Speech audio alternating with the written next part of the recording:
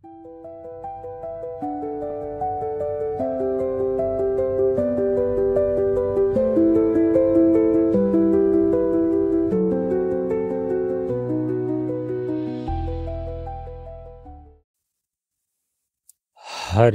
ॐ आनन्दम् प्रशान्तिजीवन्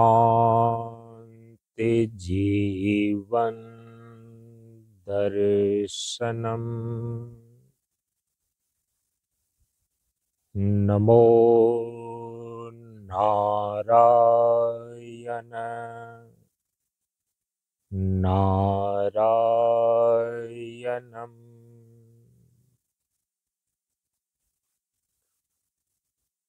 हम सभी लोग संध्या काल के योगाभ्यास सत्र में योग साधना की क्रिया का अभ्यास करने के लिए बैठे हैं।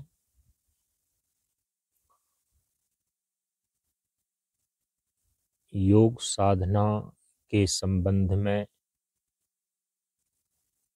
कुछ महत्वपूर्ण बातें योग साधना की क्रिया के अभ्यास में प्रवेश के लिए जानने और समझने आवश्यक है।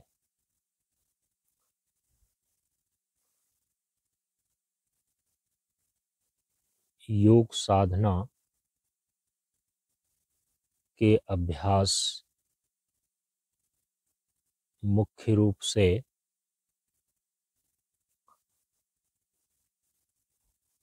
महर्षि पतंजलि के द्वारा जो योग दर्शन के रूप में योग सूत्र लिखे गए हैं उसी पर आधारित है।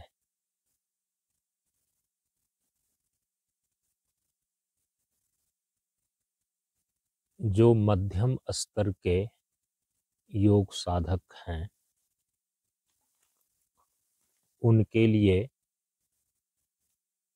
योग की क्रिया के कुल 8 अंग बतलाए गए हैं। मध्यम स्तर के अधिकारी का अर्थ होता है जिसका चित्त अभी समाहित नहीं हुआ है, समाधि के योग्य नहीं है, विक्षेप युक्त है। समाधि लाभ प्राप्त करने के लिए चित्त का विक्षेप रहित होना आवश्यक होता है। तो जो विक्षेप युक्त चित्त वाले साधक हैं वो योग के क्षेत्र में मध्यम स्तरीय योग के अधिकारी माने जाते हैं। ऐसे मध्यम स्तरीय साधकों के लिए योग के 8 अंग निर्धारित किए गए हैं, जिसमें पहला है यम, दूसरा है नियम, तीसरा है आसन, चौथा है प्राणायाम, पांचवा है प्रत्याहार, छठा है धारणा, सातवां अंग है ध्यान और अंतिम में 8वां है समाधि। यम और नियम ये 2 योग के जो अंग हैं यह साधक के लिए 24 घंटे का जीवन अनुशासन है। 24 घंटे कोई साधक अपने जीवन व्यवहार को किस प्रकार से रखेगा तो उसके लिए है यम और नियम, जिसके 5-5 अंग होते हैं। यम के 5 भाग हैं सत्य, अहिंसा, अस्तेय, ब्रह्मचर्य और अपरिग्रह। नियम का अर्थ होता है विधि। नियम के भी 5 भाग हैं। पहला है शौच, दूसरा संतोष, तीसरा तप, चौथा स्वाध्याय और पांचवा ईश्वर प्रणिधान। यम नियम पूर्वक ही कोई साधक योग के आगे के अंगों का अभ्यास करने का अधिकारी बनता है। तो यम और नियम तो जीवन के 24 घंटे का अनुशासन हो गया साधक के लिए। योग का जो अंतिम 8वां अंग है समाधि, यह योग का लक्ष्य रूप है।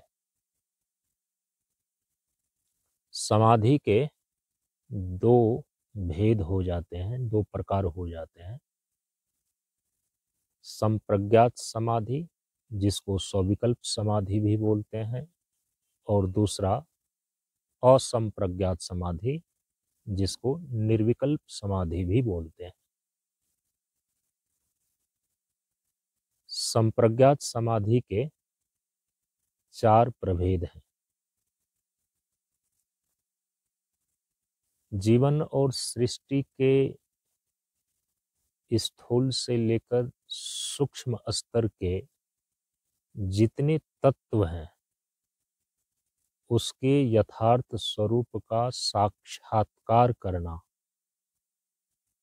संप्रज्ञात समाधि कहलाता है, जिसके 4 प्रभेद हैं। पहला है वितर्कानुगत समाधि, जिसमें जीवन और सृष्टि के स्थूल पंच महाभूतों के यथार्थ स्वरूप का साक्षात्कार होता है।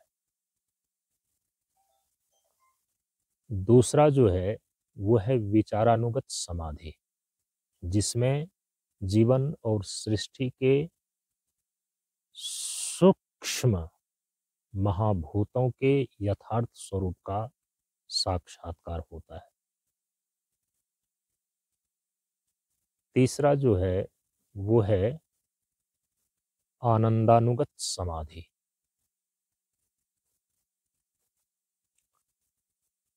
सूक्ष्म महाभूत का जो कारण है उसको बोलते हैं अहंकार तत्व। अहंकार तत्व के यथार्थ स्वरूप का साक्षात्कार की स्थिति ही योग दर्शन के अंदर आनंदानुगत समाधि कहलाती है। और जो चौथी समाधि है उसका नाम है अस्मितानुगत समाधि। अहंकार का भी कारण महतत्व है।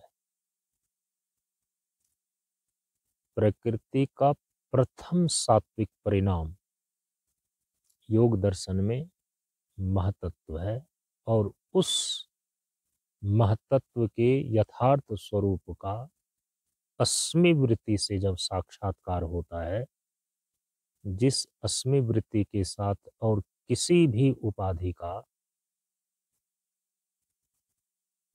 होना नहीं होता, अस्मि वृत्ति रूप से महतत्व का यथार्थ रूप में जब साक्षात्कार होता है, उसी को बोलते हैं अस्मितानुगत समाधि। ये संप्रज्ञात समाधि के 4 प्रभेद हैं। इससे जब ऊपर उठ जाता है साधक, जहां पर वह विवेक ख्याति के बल पर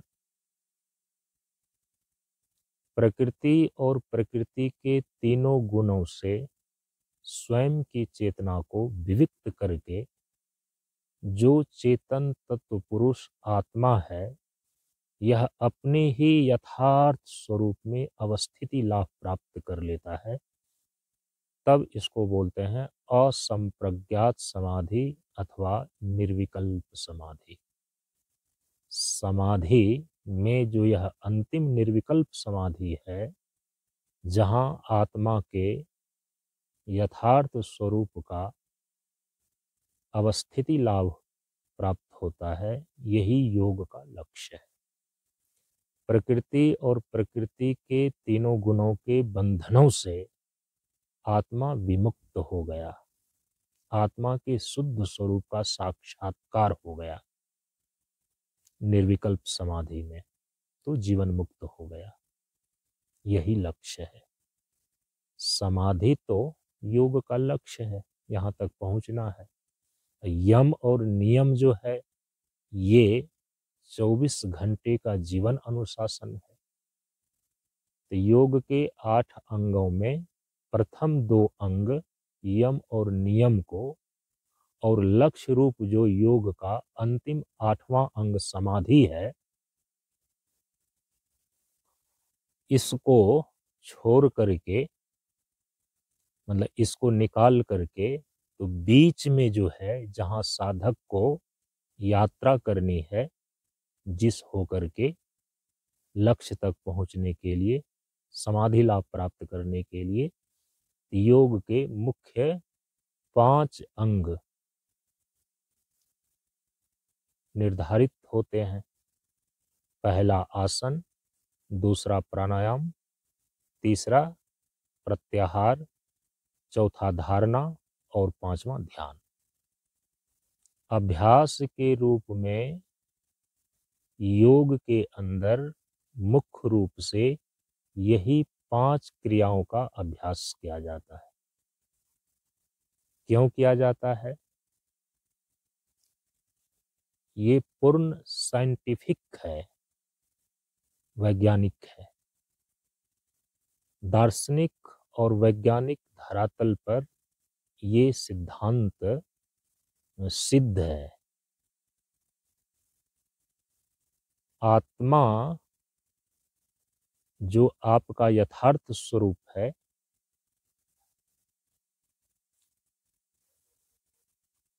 इस पर 5 आवरण, 5 पर्दा लगा हुआ है। आत्मा के ऊपर 5 आवरण है जिससे ये ढका हुआ है, और इन्हीं 5 आवरणों का भेदन करने के लिए, इन्हीं 5 आवरणों का 5 आवरणों को पार करने के लिए योग साधना के अंदर मुख्य 5 प्रकार की क्रियाओं का अभ्यास किया जाता है। अभ्यास करना निर्धारित किया गया है। आत्मा के ऊपर वो 5 आवरण कौन है? तो उसी आवरण को बोलते हैं कोष। 5 आवरण होने के कारण से 5 कोष कहा जाता है। जो सबसे बाहरी आवरण है उसको बोलते हैं अन्नमय कोष। उसके भीतर, अन्नमय कोष के भीतर जो दूसरा आवरण है उसको बोलते हैं प्राणमय कोष। उसके भीतर जो तीसरा आवरण है उसको बोलते हैं मनोमय कोष। उसके भीतर जो चौथा आवरण है उसको बोलते हैं विज्ञानमय कोष। कोष का अर्थ ही होता है आवरण। और सबसे भीतर जो 5वां आवरण है आत्मा के ऊपर, उसको बोलते हैं आनंदमय कोष। तो आत्मा तो सबसे अंतरंग है, प्रत्यक्ष है, तो उसके निकटवर्ती, उसके ऊपर पड़ने वाला जो सबसे पहला आवरण है आनंदमय कोष का है। फिर इसके ऊपर विज्ञानमय कोष का आवरण है। फिर उसके बाहर, उसके ऊपर मनोमय कोष का आवरण है। फिर उसके ऊपर चौथा प्राणमय कोष का आवरण है, और सबसे बाहर 5वां अन्नमय कोष का आवरण हो गया। इसी 5 कोष से बना हुआ आपका यह 3 शरीर है। अन्नमय कोष को ही स्थूल शरीर बोलते हैं। प्राणमय कोष, मनोमय कोष और विज्ञानमय कोष, इन 3 कोष के क्षेत्र को सूक्ष्म शरीर बोलते हैं। और सबसे 5वां जो आनंदमय कोष है, इसी को कारण शरीर बोलते हैं। तो तीनों शरीर के भीतर आत्मा है और 5 कोषों से ढका हुआ है। इसीलिए आत्मा के यथार्थ स्वरूप को नहीं देख पाते हैं, उसके अनुरूप, आत्मा के स्वरूप के अनुरूप अनुभव और अनुभूति नहीं होती है। जिस जिस कोष से आप तादात्म्य किए हुए होते हैं, उसी उसी कोष के अनुरूप आप अपने जीवन में अनुभव करते रहते हैं, अनुभूति होती रहती है। आत्मा के यथार्थ स्वरूप का अनुभव और अनुभूति करने के लिए पांचों कोषों को पार करना, पांचों प्रकार के आवरणों को हटाना, पांचों पर्दों को हटाना आवश्यक है। और इसी के लिए योग साधना के अंदर 5 प्रकार के अभ्यास निर्धारित किए गए हैं। अन्नमय कोष के लिए आसन का अभ्यास, प्राणमय कोष के लिए प्राणायाम का अभ्यास, मनोमय कोष के लिए प्रत्याहार का अभ्यास, विज्ञानमय कोष के लिए धारणा का अभ्यास और आनंदमय कोष के लिए ध्यान का अभ्यास, ये निर्धारित किया गया है। इस विज्ञान को ठीक ढंग से समझना चाहिए और फिर उसी के अनुसार से अपने भीतर अभ्यास करना चाहिए। तो धीरे धीरे साधक अन्नमय कोष को पार करके प्राणमय कोष में प्रवेश करता है, प्राणमय कोष को पार करके मनोमय कोष में प्रवेश करता है, मनोमय कोष को पार करके विज्ञानमय कोष में प्रवेश करता है, विज्ञानमय कोष को पार करके आनंदमय कोष में प्रवेश करता है और आनंदमय कोष को पार करके पंचकोशातीत सन आत्मा, पांचों कोषों से अतीत, तीनों शरीरों से व्यतिरिक्त सत्य चित आनंद स्वरूप सन यह तिष्ठति स आत्मा, जो आत्म सत्ता आत्म चेतना विराजमान है, उसके यथार्थ स्वरूप का साक्षात्कार हो जाता है, आत्मदर्शन हो जाता है। इसलिए योग साधना के अंदर मुख्य रूप से ये 5 क्रियाओं का अभ्यास किया जाता है। आसन का अभ्यास, प्राणायाम का अभ्यास, प्रत्याहार का अभ्यास, धारणा का अभ्यास और ध्यान का अभ्यास। तो थोड़ा शुरू करते हैं अब। ये तो सिद्धांत के रूप में आपको जानकारी हो गई कि हम योग साधना के अंदर किन मुख्य 5 क्रियाओं का अभ्यास करते हैं और क्यों करते हैं। तो सबसे पहला आसन का अभ्यास है। आप लोगों ने जो पवन मुक्तासन और सूर्य नमस्कार का आसन अभ्यास किया, इसको बोलते हैं गतिशील आसन। गतिशील आसन का अभ्यास करना इसलिए आवश्यक है कि शरीर के अंग प्रत्यंग गतिशील बना रहे, स्वस्थ बना रहे। एक ये, और दूसरा कि आगे जो योग की सूक्ष्म क्रियाएं हैं, प्राणायाम है, प्रत्याहार है, धारणा ध्यान है, इन सूक्ष्म क्रियाओं को तो एक निश्चित आसन में बैठकर ही साधक साध सकता है। दौड़ता हुआ प्राणायाम नहीं किया जा सकता, दौड़ता हुआ प्रत्याहार नहीं होता, दौड़ता हुआ धारणा और ध्यान भी नहीं सध सकता। उसके लिए तो बिल्कुल शांत, स्थिर और निश्चेष्ट शरीर की अवस्था होनी चाहिए। इसको बोलते हैं स्थिर आसन।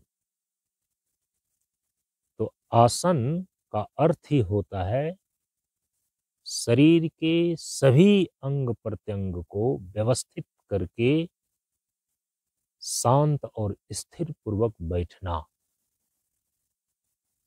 तो आप लोग बैठ जाइए। एक पाँव को नीचे करके, एक पाँव को ऊपर करके जब बैठते हैं, इस स्थिति को बोलते हैं अर्ध पद्मासन। दोनों पाँव को अर्ध पद्मासन की स्थिति में रखें या पूर्ण पद्मासन की स्थिति में रखें। दोनों हाथों को दोनों घुटनों पर चिन्ह मुद्रा की स्थिति में रखें अथवा ज्ञान मुद्रा की स्थिति में रखें। मेरुदंड बिल्कुल सीधा हो, धड़ और सिर एक सीध में हो। अब धीरे से आंख को बंद कर लें, मुख को बंद कर लें। जो सबसे बाहरी आवरण अन्नमय कोश का बना हुआ आपका स्थूल देह है, इसके सभी अंग प्रत्यंग को समेट करके भगवान श्री कृष्ण कहते हैं गीता में, जैसे एक कछुआ अपने सभी अवयवों को अपने भीतर समेट लेता है, ठीक वैसे ही साधक को ध्यान में प्रवेश करने के लिए शरीर के सभी अंगों को व्यवस्थित करके स्थिर आसन में बैठना चाहिए।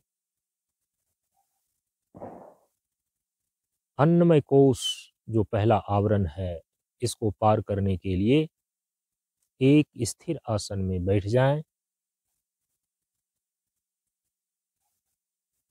अब अपने ख्याल को, अपनी चेतना को संसार के किसी भी विषय से, चिंता से जोड़ करके ना रखें। अपने ख्याल को, अपनी चेतना को अपने शरीर के प्रति केंद्रित कीजिए। किसी चीज का ख्याल ना करें, केवल अपने आप का ख्याल करें। एक स्थिर आसन में बैठ करके अपने संपूर्ण शरीर के प्रति सजगता को धारण करें। संसार के ख्यालों को छोड़ दें, स्वयं का ख्याल करें। अपने स्थूल शरीर के प्रति सजग हो जाएं। खुद ही को कर पसंद इतना कि हर तस्वीर से आला।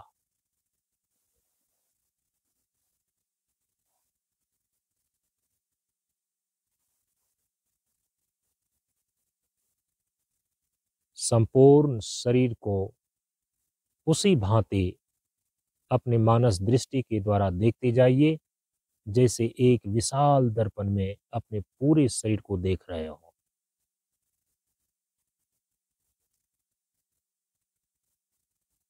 अपने शरीर के प्रति सजग होने पर संसार से आपकी चेतना अंतर्मुखी होकर के आपके शरीर पर केंद्रित हो जाती है।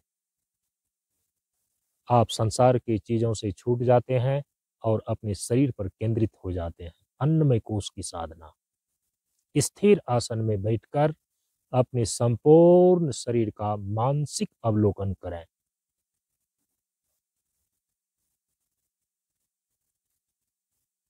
मानो एक विशाल दर्पण में अपने पूरे शरीर को देख रहे हो, ऊपर सिख से लेकर नीचे नख तक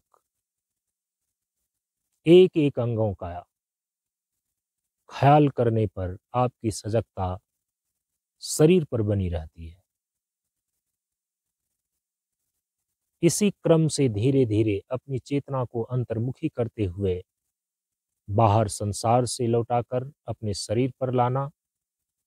फिर इस अन्नमय कोश शरीर से भीतर प्राणमय कोश में प्रवेश करना। पहला आवरण को भेद करके दूसरे आवरण के क्षेत्र में पहुंचना। इसके लिए आवश्यक है कि सबसे पहले संपूर्ण शरीर के प्रति सजग हो जाएं। संपूर्ण शरीर का मानसिक अवलोकन करें। 2-3 मिनट ऐसा अभ्यास कर लेने के बाद चेतना को अंतर्मुखी करके अन्नमय कोश से भीतर प्रवेश करें और प्राणमय कोश के क्षेत्र में पहुंचें। इसके लिए विधि है कि अपनी सजगता को अपने पूरे शरीर पर से समेट करके प्राण की जो स्थूलतम अभिव्यक्ति है, नासिका छिद्रों के भीतर आती जाती श्वास, इस पर केंद्रित कीजिए। अब अपनी चेतना को, अपने ख्याल को पूरे शरीर पर से समेट करके नासिका छिद्रों के भीतर आती जाती श्वास पर लगाइए। अन्नमय कोश से प्राणमय कोश में प्रवेश करने की एक यह सहज वैज्ञानिक विधि है। सजगता पूर्वक देखिए, दोनों नासिका छिद्रों से श्वास भीतर जा रही है, प्रश्वास बाहर हो रही है। आती जाती श्वास को देखते जाइए।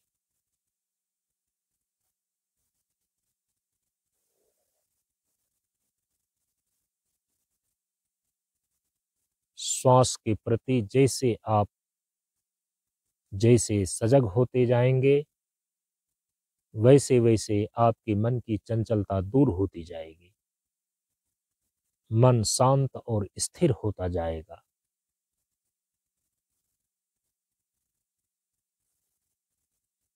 इस श्वास के माध्यम से श्वास की गति के द्वारा और भीतर प्रवेश करना है। श्वास की गति को देखिए कि श्वास दोनों नासिका छिद्रों से होते हुए नीचे उतर रहा है, कंठ होते हुए, और उससे नीचे उतर रहा है फेफड़ा होते हुए, और उससे नीचे उतर करके नाभि तक पहुंच रहा है। फिर श्वास वापस होता है नाभि से फेफड़ा होते हुए, कंठ होते हुए, दोनों नासिका छिद्रों से बाहर। इस प्रकार श्वास की गति को नासिका से नाभि तक और नाभि से नासिका तक अनुभव करते जाइए। नासिका से लेकर नाभि तक और नाभि से लेकर नासिका तक एक सूक्ष्म मार्ग बना हुआ है, जिस पर श्वास प्रश्वास का आवागमन हो रहा है, आना जाना हो रहा है। तो श्वास की गति को नासिका से नाभि तक और नाभि से नासिका तक मानसिक रूप से देखते जाइए।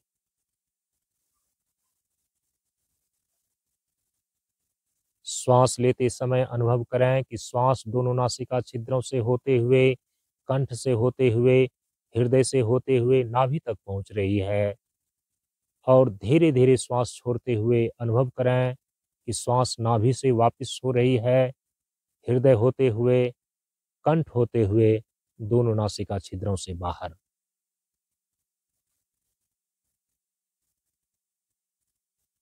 श्वास प्रश्वास की गति का मानसिक अवलोकन नासिका से नाभि तक और नाभि से नासिका तक सजगता पूर्वक करते जाइए।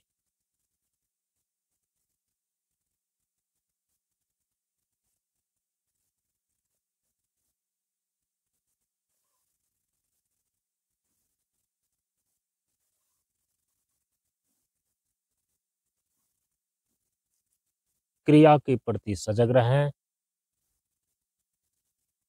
प्राण में कोश से संबंधित प्राणायाम की क्रिया की यह एक सरल विधि प्राण की स्थूलतम अभिव्यक्ति जो नासिका छिद्रों के भीतर आती जाती श्वास है, इसकी गति का अनुभव नासिका से लेकर नाभि तक और नाभि से लेकर नासिका तक किया जाता है।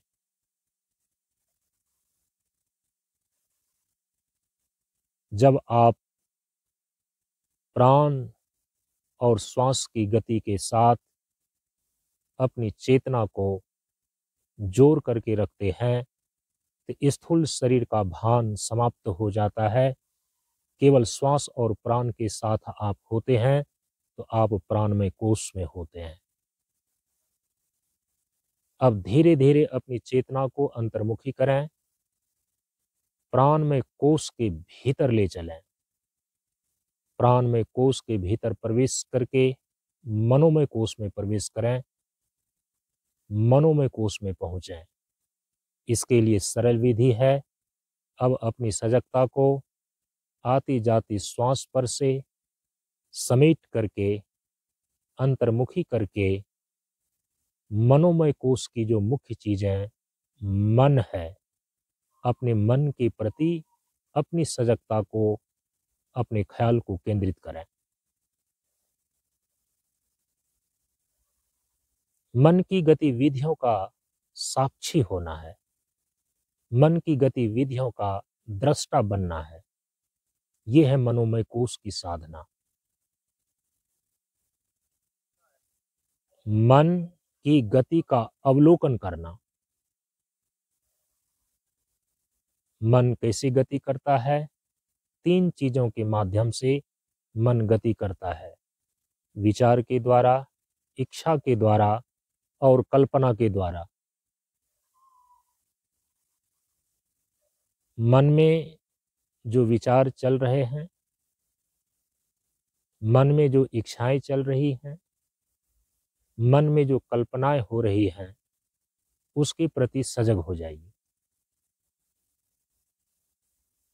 इच्छा को रोकना नहीं है, विचार को रोकना नहीं है, कल्पना को रोकना नहीं है, उसका दृष्टा बनना है, उसको देखना है। मन जो विचार करता है करने दीजिए, आप साक्षी भाव से उसको देखते जाइए। मन में जो कल्पनाएं हो रही हैं होने दीजिए, उन कल्पनाओं को केवल दृष्टा भाव से देखते जाइए। मन में जो इच्छाएं उठ रही हैं उठने दीजिए, आप केवल तटस्थ होकर इच्छा की धारा को देखते जाइए।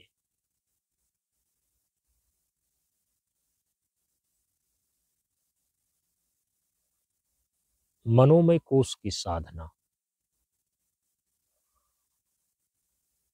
योग क्रिया के अंदर इसको बोलते हैं मनसा पूजन, इसी को बोलते हैं प्रत्याहार, इसी को बोलते हैं अंतर मौन की साधना।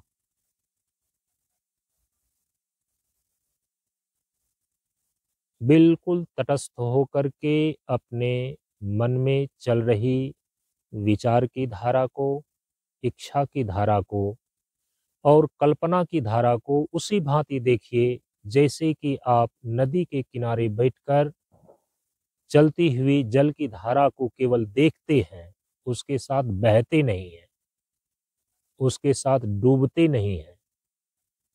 जैसे नदी के किनारे बैठकर चलती हुई धारा को आप देखते हैं, वैसे ही यहाँ पर मन में चल रहे विचार की धारा को देखना है, इच्छा की धारा को देखना है और कल्पना की धारा को देखते जाना है।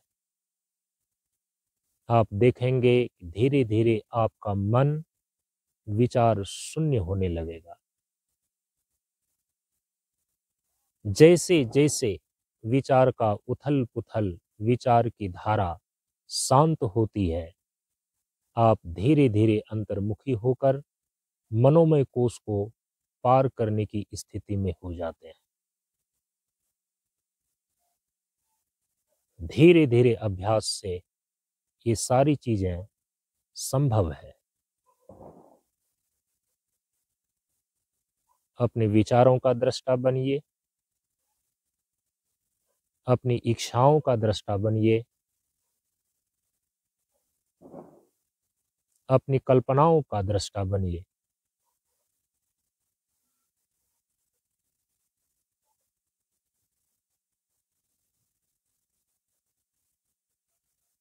मन चलता है तो मन की चाल को देखिए और मन यदि ठहरता है तो मन के ठहराव को देखिए।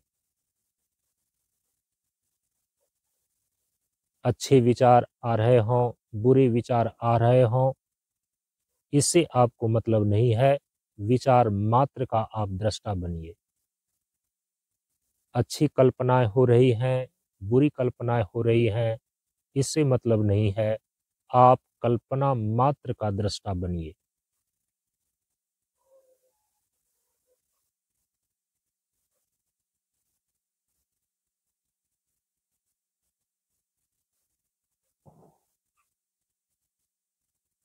इस प्रकार से मन की गतिविधियों का साक्षी भाव से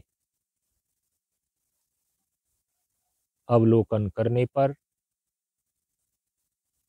मन निर्विचार होने लगते हैं, इच्छा रहित होने लगते हैं और कल्पना रहित होने लगते हैं।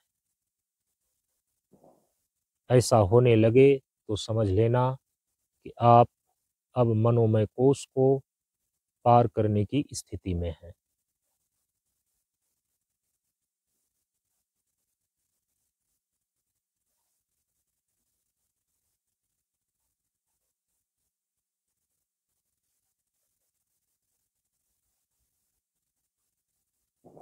मनोमय कोश को पार करें और अपनी चेतना को अंतर्मुखी करके विज्ञानमय कोश में प्रवेश करें। विज्ञानमय कोश, विज्ञान अर्थात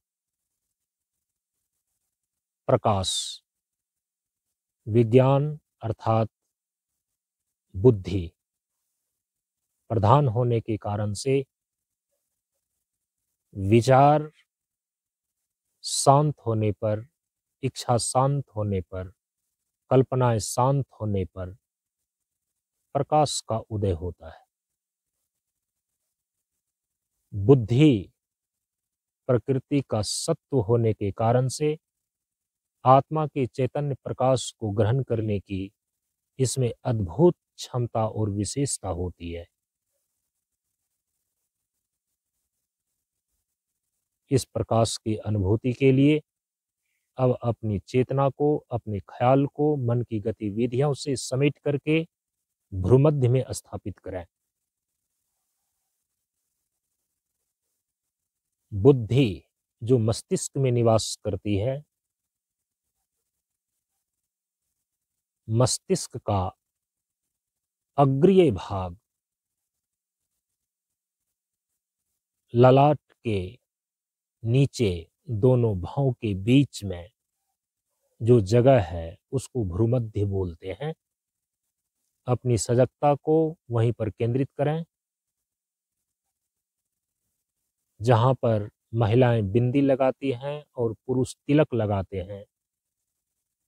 इसलिए लगाया जाता है कि भ्रूमध्य के पीछे जो आज्ञा चक्र है, पिंड और ब्रह्मांड का संधि स्थल, ये बहुत ही रहस्यमयी है, जिसको शिव नेत्र, तीसरा नेत्र, भ्रिकुटी और त्रिकुटी भी कहा जाता है, दसम द्वार भी कहा जाता है, अंतर जगत में प्रवेश करने का मार्ग भी कहा जाता है।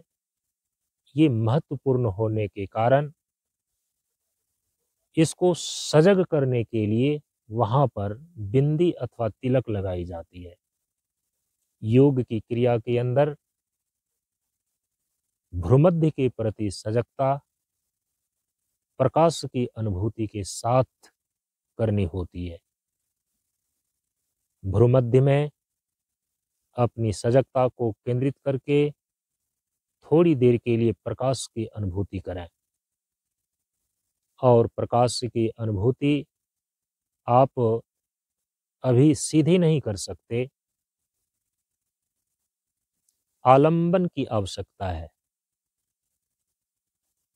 इसीलिए प्रकाश की अनुभूति के लिए आप दीपक की ज्योति का आलंबन लें। इसके लिए कल्पना कीजिए कि आपके नासिका के अग्रभाग पर एक दीपक जल रहा है, ठीक वैसे ही जैसे पूजा स्थान में एक दीपक जलता रहता है। आपके नासिकाग्र पर एक दीपक जला हुआ है, जिसकी जलती हुई ज्योति ठीक भ्रूमध्य में दिखाई दे रही है। दीपक की ज्योति को भ्रूमध्य में अपने मानस दृष्टि के द्वारा देखिए। ज्योति ध्यान ये विज्ञानमय कोश की साधना है।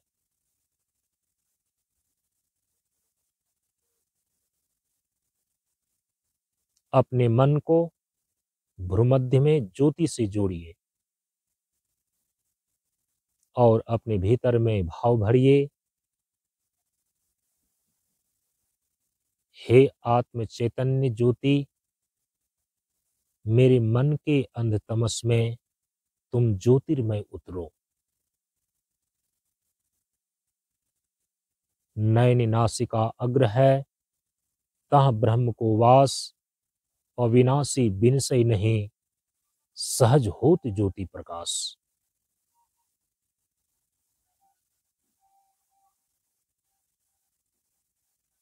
तम सो मां ज्योतिर्गमय।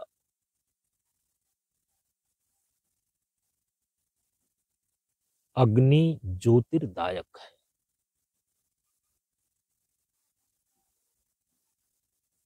जब तक आपकी चेतना ज्योति से जुड़ी हुई होती है, आपके भीतर अंधकार के कण प्रकाश के कण में कन्वर्ट होते जाता है, रूपांतरित होते जाता है। जब तक आपकी चेतना प्रकाश से जुड़ी हुई होती है, प्रकाश के अनुभव में रहती है, आपके भीतर का तमोगुण सत्व गुण में रूपांतरित होते जाता है।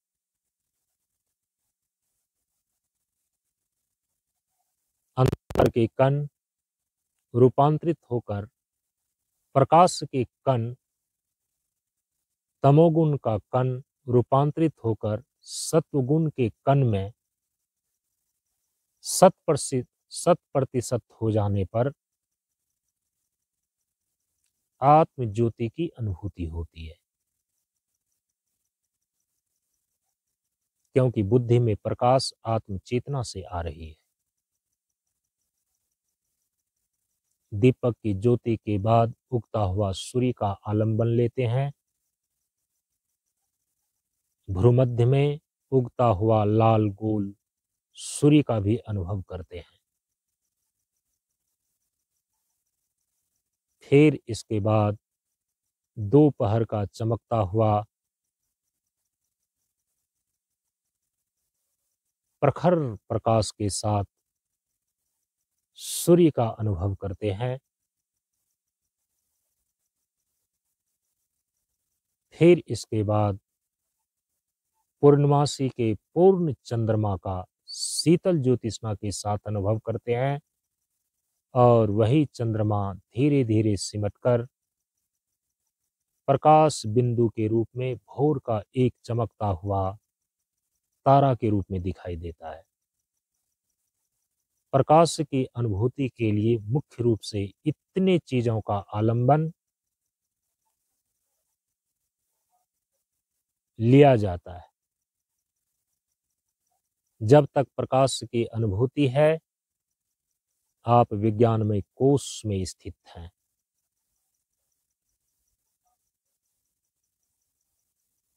अब धीरे धीरे अपनी चेतना को अंतर्मुखी करें और विज्ञान में कोश को पार करें।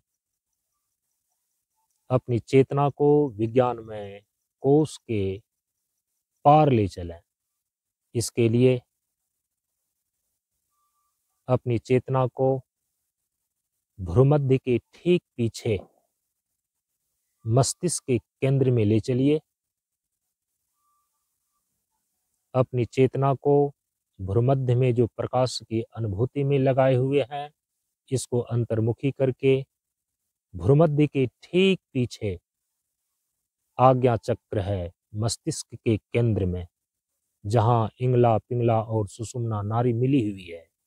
यही भीतर की आध्यात्मिक त्रिवेणी है। इसी को गंगा, यमुना और सरस्वती का संगम भी बोलते हैं। गंग यमुन सरस्वती के संगम पर संध्या करो नित भाई। भ्रूमध्य के पीछे मस्तिष्क के केंद्र में अपनी चेतना को केंद्रित करें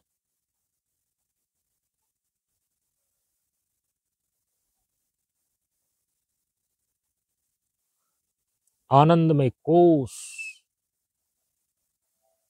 जिसमें आनंद की प्रधानता है, अनंतता है, शून्यता है। इसके लिए अनंत आकाश की धारणा करें। अपने ब्रह्मंडल में, मस्तिष्क के केंद्र में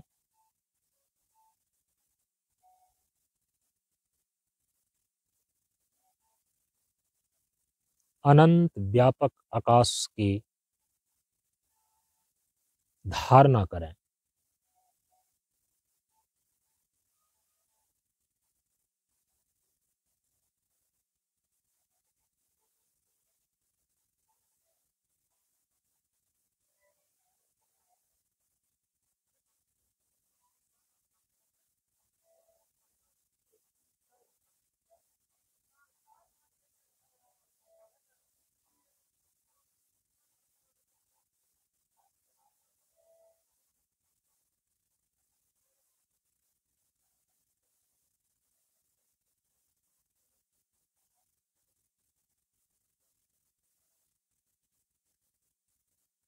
आकाश की अनंतता शून्यता के रूप में अनुभव में आती है।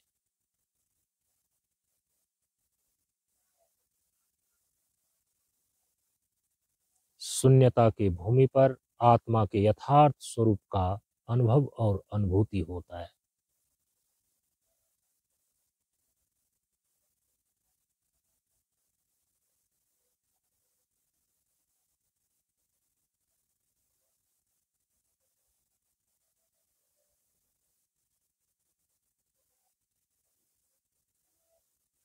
शून्यता की भूमि पर निर्विचार, निर्विकार, निराकार और निराधार की स्थिति में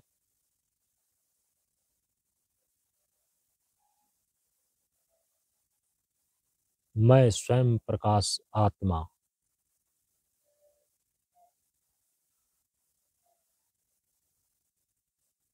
प्रकाश स्वरूप हूँ, आनंद स्वरूप हूँ,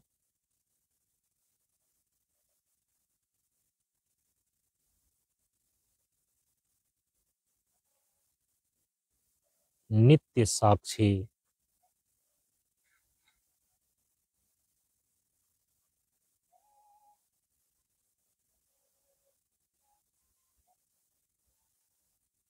नित्य कूटस्थ हूँ।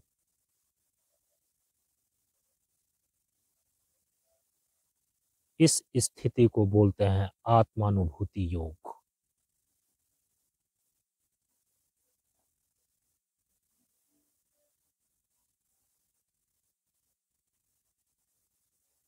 अब धीरे धीरे अपनी चेतना को क्रमशः वापस लाने की ओर लौटते हैं। मस्तिष्क के केंद्र से अपनी चेतना को भ्रूमध्य में लाइए। भ्रूमध्य में प्रकाश की अनुभूति, भ्रूमध्य से अपनी चेतना को आती जाती श्वास पर लाइए।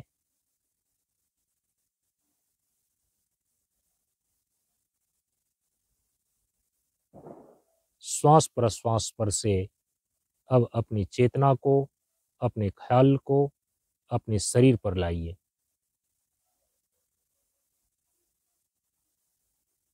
शरीर के प्रति सजग होते हुए बाहरी वातावरण के प्रति सजग हो जाइए। कुछ आवाजें सुनाई पड़ रही हैं। हल्की हल्की ठंडी हवा का स्पर्श हो रहा है। इस प्रकार से अन्नमय कोश से लेकर के आनंदमय कोश तक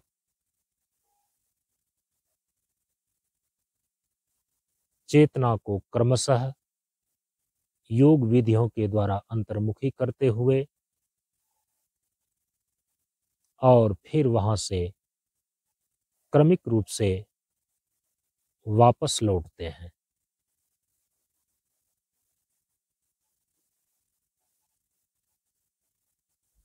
योग की ये मुख्य 5 क्रियाओं का अभ्यास, आसन का अभ्यास अन्नमय कोश के लिए, प्राणायाम का अभ्यास प्राणमय कोश के लिए,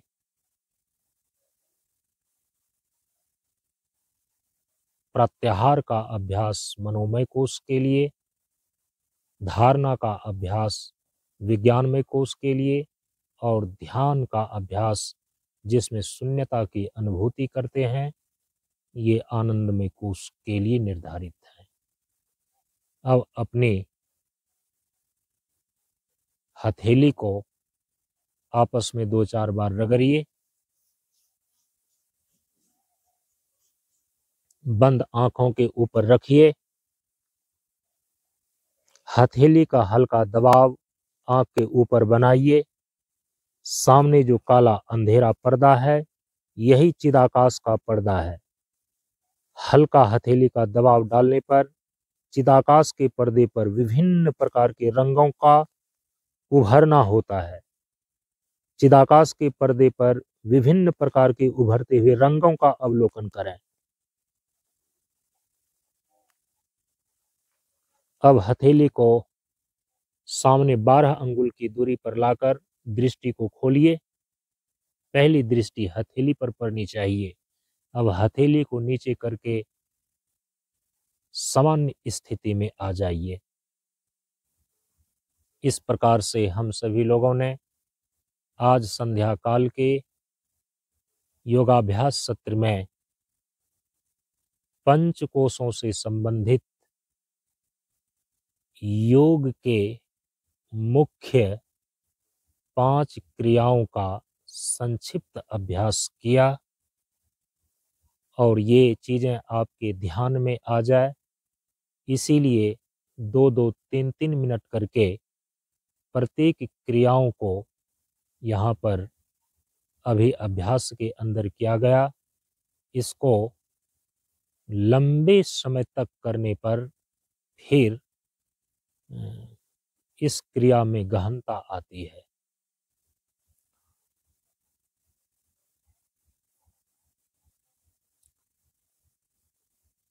अब यहीं पर इस सत्र को विराम देते हैं।